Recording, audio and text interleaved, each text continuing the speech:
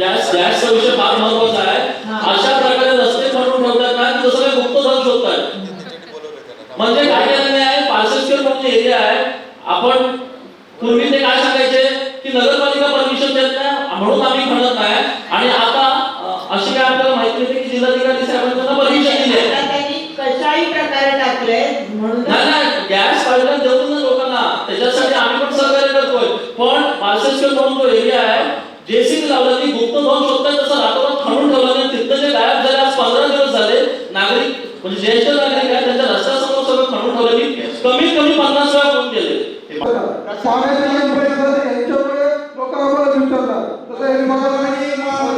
Gas लोकांना गरजेचं आहे, तसं पाणी पण गरजेचं आहे आणि काम पूर्ण होत नाही तर तुमचं अध्यक्ष महोदय 25 मार्चला प्रभाग क्रमांक 2 मध्ये जिल्हाधिकारी कार्यालयामध्ये सुद्धा सांगितलं होतं 8 दिवस देतो। त्यानंतर तिथे उल्लेख असा केला होता आपण त्या ठिकाणी होता की आपण तिथे स्थानिक नागरिक किंवा स्थानिक नगरसेवक त्या ठिकाणी खोदाई करून देत नाही।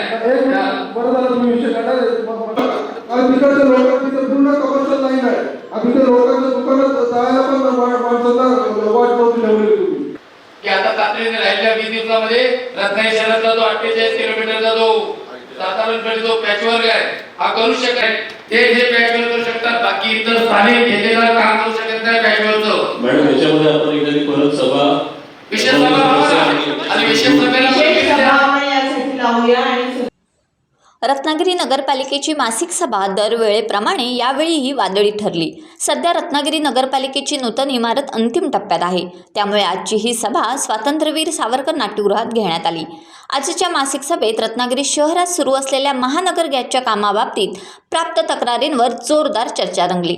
यावेळी उपस्थित गॅस कंपनीच्या साहेबाला सर्वच नगरसेवकांनी चांगलेच धारेवर धरले। पावसाळा तोंडावर आला तरी अजूनही रस्त्यांवर सुरू असलेली कामे अर्धवट का? यामुळे नागरिकांना होणाऱ्या गैरसोयीला जबाबदार कोण, असा खडा सवाल यावेळी विचारण्यात आला। उद्या 1 मे आहे, यांनी कुठल्या प्रकारच्या पाईपलाईन टाकलेली नाही, कनेक्शन दिलेलं नाही।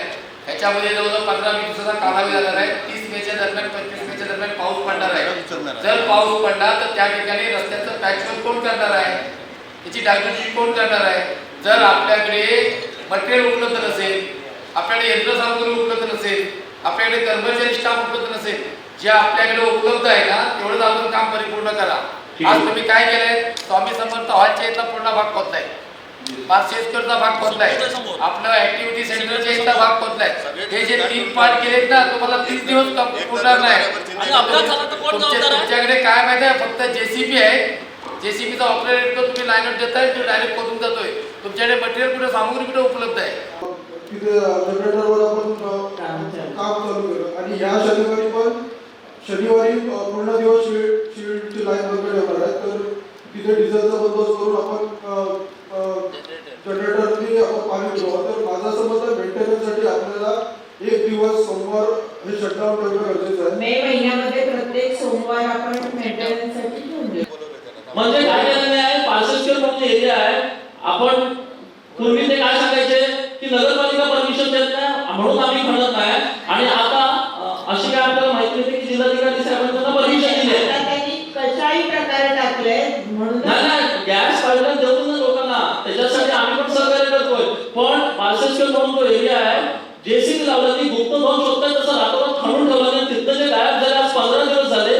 नागरिक म्हणजे ज्येष्ठ नागरिक आहे त्यांच्या रस्त्यासमोर सगळं खणून ठेवलं की टाइम्स डिजिटलला लाईक करा, शेअर करा, सबस्क्राईब करा आणि बेल आयकॉन दाबायला विसरू नका।